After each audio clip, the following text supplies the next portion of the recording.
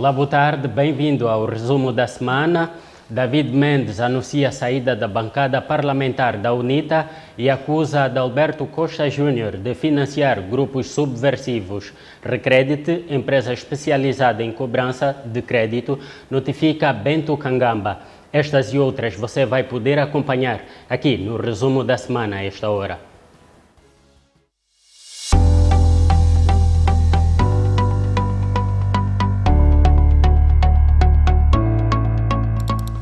Ao vivo em 3, 2, 1. Sejam todos bem-vindos ao nosso especial entrevista. Produção de conteúdo digital, filmes comerciais, documentários, reportagens, cobertura de eventos e transmissão ao vivo. Temos estúdio e equipamento moderno. Planalto Digital Studio.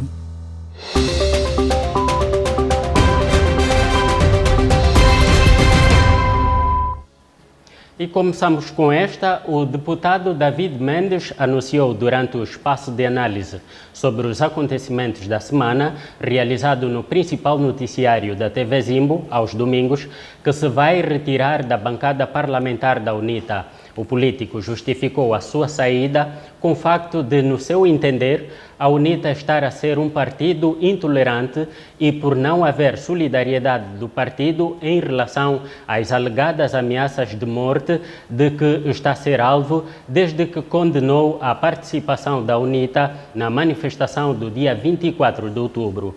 Durante uma conferência de imprensa que o mesmo realizou na passada quinta-feira para o anúncio da formalização da sua retirada da bancada parlamentar da UNITA, o advogado acusou o presidente da UNITA, Adalberto Costa Júnior, de estar a financiar grupos visando a criação de factos subversivos, tendo sublinhando ter provas de que muito do que há nas redes sociais é diretamente financiado por Adalberto da Costa Júnior.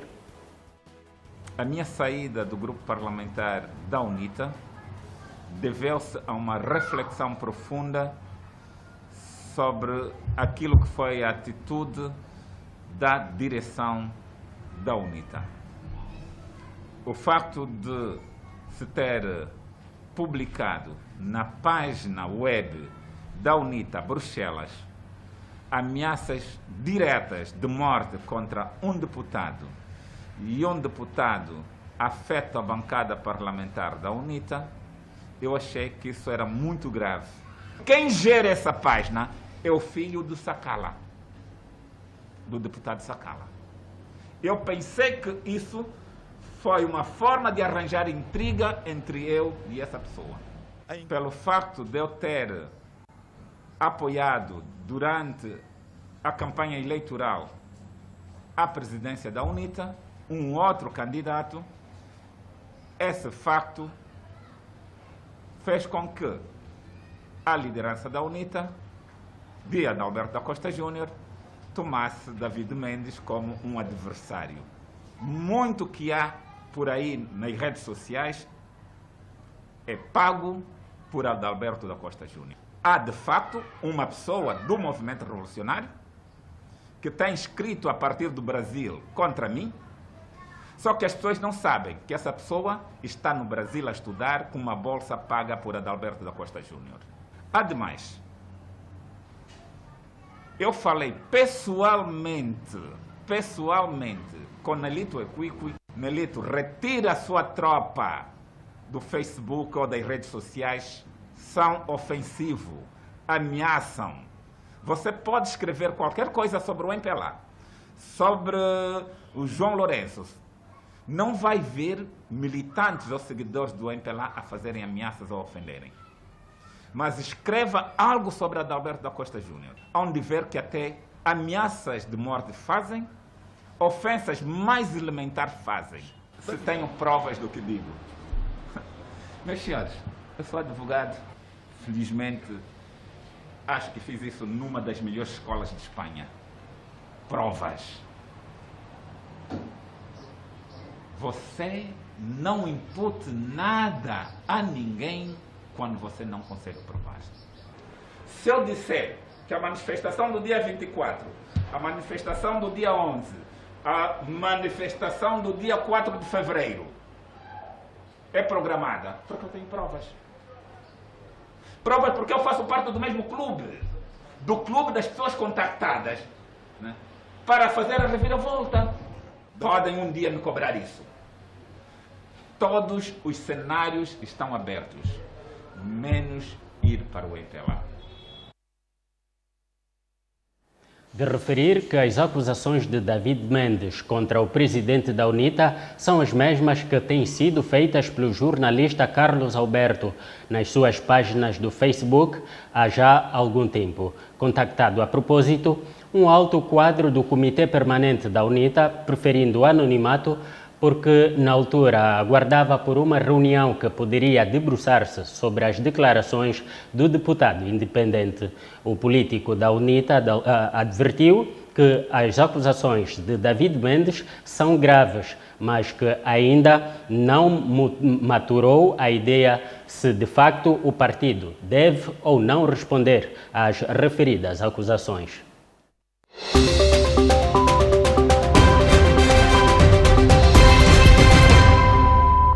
A Recredit, entidade financeira especializada em cobrança e revitalização de ativos, notificou esta semana o empresário e político Bento Kangamba para comparecer na sede da entidade, visando tratar de assunto do interesse de ambas as partes. A informação consta de um anúncio da Recredit publicado no Jornal de Angola. Além de Bento Kangamba, mais 3 empresários foram notificados a comparecer às instalações da Recredit até ao dia de ontem.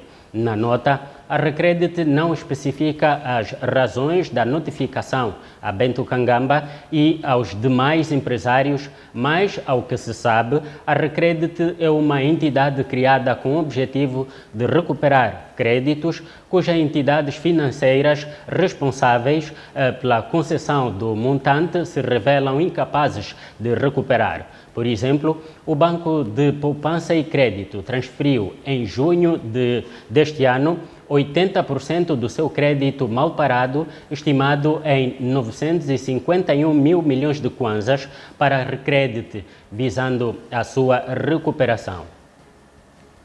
De referir que incapacidade de os bancos recuperarem os créditos concedidos gerou uma balança de crédito mal parado assustador, tendo tornado Angola em 2017 no mercado com maior nível de crédito mal parado de toda a África, segundo um estudo da agência de notação financeira da Moody's.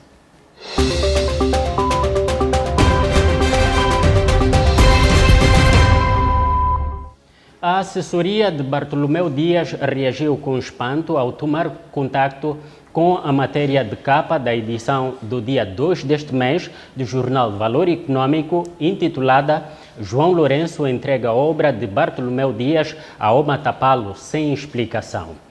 Na matéria, o jornal atribui a autoria da acusação ao referido empresário, sublinhando que as denúncias de Bartolomeu Dias foram realizadas durante uma entrevista que concedeu à Rádio MFM.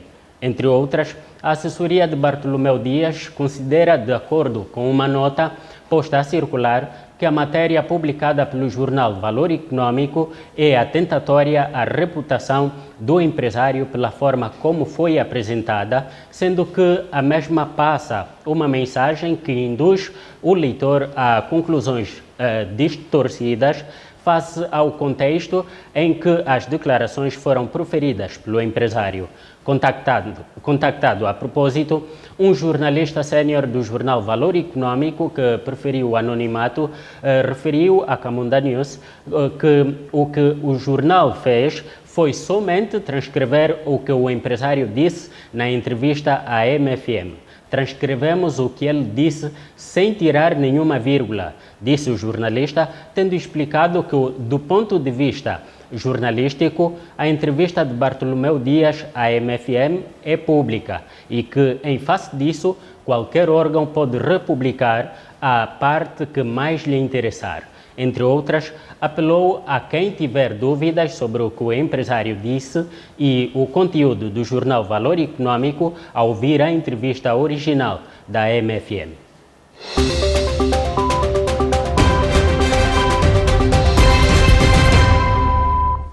Um inquérito levado a cabo em Angola pela Ex-África revela que 2 em cada 3 angolanos estão descontentes com o governo. Entre outras, de acordo com o inquérito, boa parte dos angolanos sente que a crise do novo coronavírus foi mal gerida e que o governo usou a crise como uma oportunidade para reprimir a agitação social e limitar as liberdades políticas e dos jornalistas.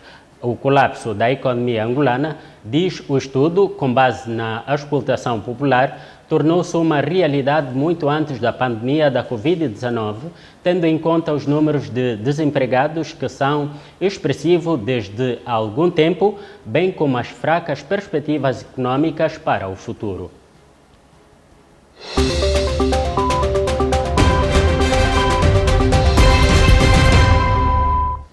O analista da Camunda News para as relações internacionais, José Inácio, considera que as relações entre a República de Angola e os Estados Unidos da América poderão ser aprofundadas independentemente de quem possa vir a ganhar as eleições presidenciais da maior potência mundial. José Inácio recorda que os Estados Unidos estenderam apoios significativos a Angola nos anos 90, mas que depois os norte-americanos acabaram por se afastar por causa da excessiva aproximação de Luanda a Moscovo e, posteriormente, a Pequim. Entretanto, na perspectiva do especialista, o quadro na relação entre Angola e os Estados Unidos parece ter mudado, com a exceção de João Lourenço.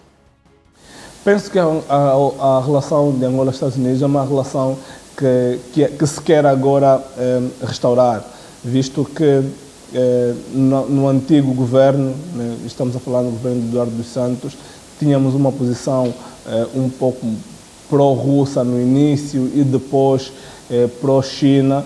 Tínhamos uma proximidade maior com a Rússia no princípio, depois tínhamos uma proximidade com a China.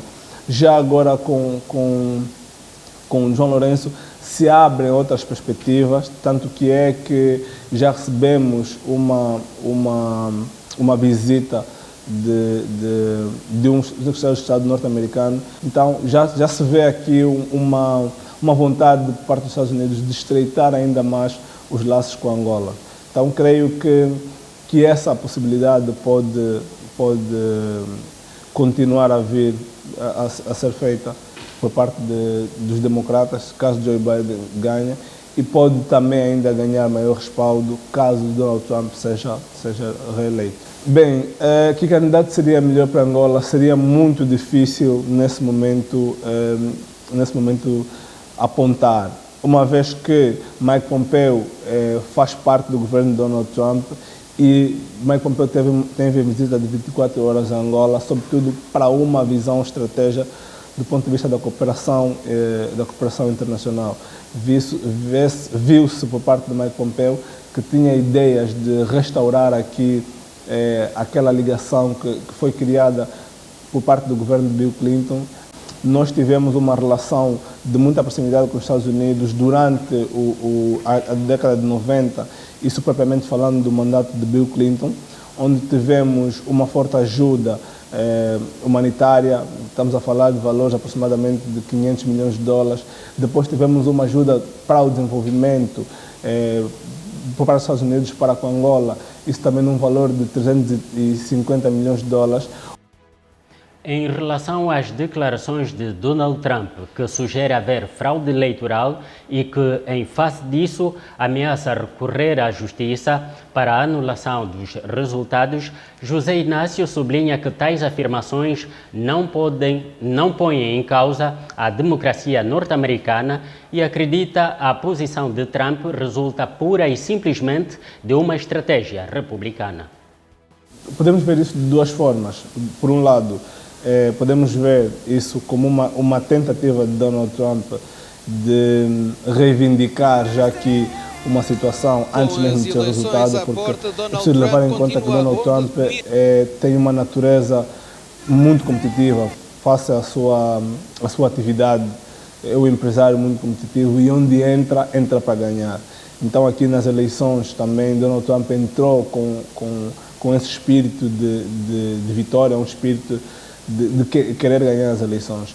Então, essa questão de recorrer ao tribunal, caso os votos sejam, caso a contagem de votos não sejam conforme espera, pode também passar aqui por essa estratégia que Donald Trump está a usar. Mas precisamos levar em conta que os votos precisam ter precisam ter o timbre até o 3 de novembro, que é a data da campanha, e só os votos depois dessa data é que Donald Trump precisa fazer essa alegação de que para discutir uma possível fraude. Por um lado, temos uma questão de que vemos um Estado democrático onde há essa facilidade de recorrer caso os resultados não sejam aceitos, e por outro lado vemos também aqui uma tentativa que pode criar alguma descrença sobre o sistema eleitoral norte-americano. Mas a Suprema Corte norte-americana já também preveniu-se sobre isso e entregou aqui a responsabilidade da resolução desses diferendos aos próprios Estados. Então são os Estados quem vão, em última instância, definir se realmente essa tentativa de recorrer ao tribunal vai avançar ou não. De recordar que Joe Biden está a um pequeno passo de se tornar no 46º presidente dos Estados Unidos.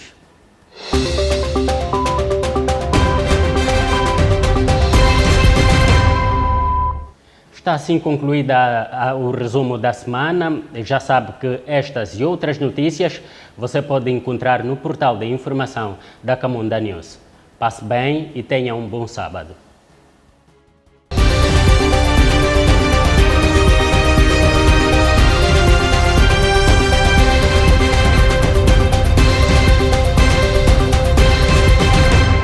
Camunda News, informação atualizada e cidadania.